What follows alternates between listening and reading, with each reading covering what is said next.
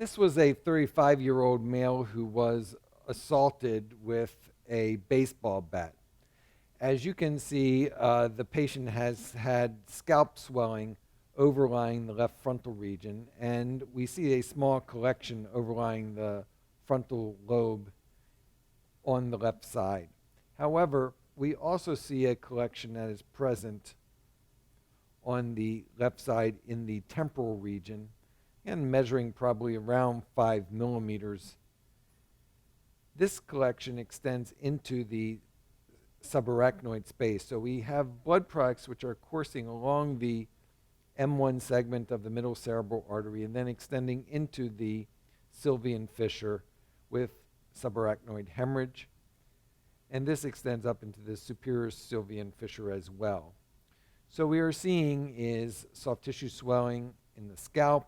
We're seeing a small left frontal subdural hematoma. We're seeing a left temporal subdural hematoma. And we also see a small interhemispheric subdural hematoma along the falx. And this has multiple components to it. When we look at the bone window,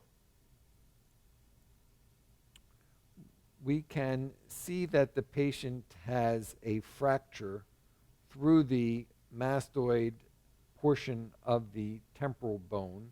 It extends to involve the external auditory canal, the tympanic portion of the temporal bone, and there is opacification of the middle ear cavity, likely with blood products. If we follow this fracture further superiorly, we see that it does extend into the squamosal portion of the temporal bone from the mastoid portion. What's the significance of that? And here you can see this fracture continuing. The fractures of the squamosal portion of the temporal bone are the ones that are at risk for tearing the middle meningeal artery, leading to an epidural hematoma.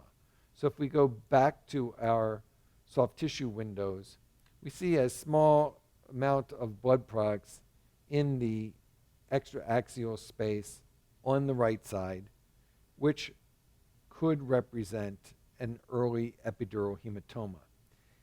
At this time, there is no midline shift, and at this time, the subdural hematoma is less than 10 millimeters thickness. So this is not a neurosurgical emergency.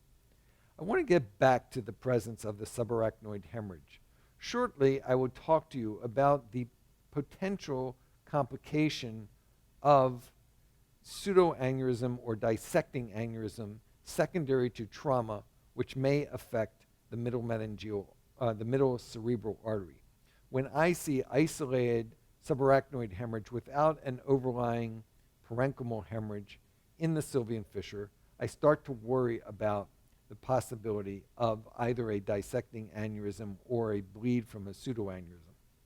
Unfortunately, sometimes you have patients who have motor vehicle collisions, and the question that the clinicians will ask you is, did the patient bleed from a berry aneurysm of the middle cerebral artery which led to the loss of consciousness and then the patient crashed?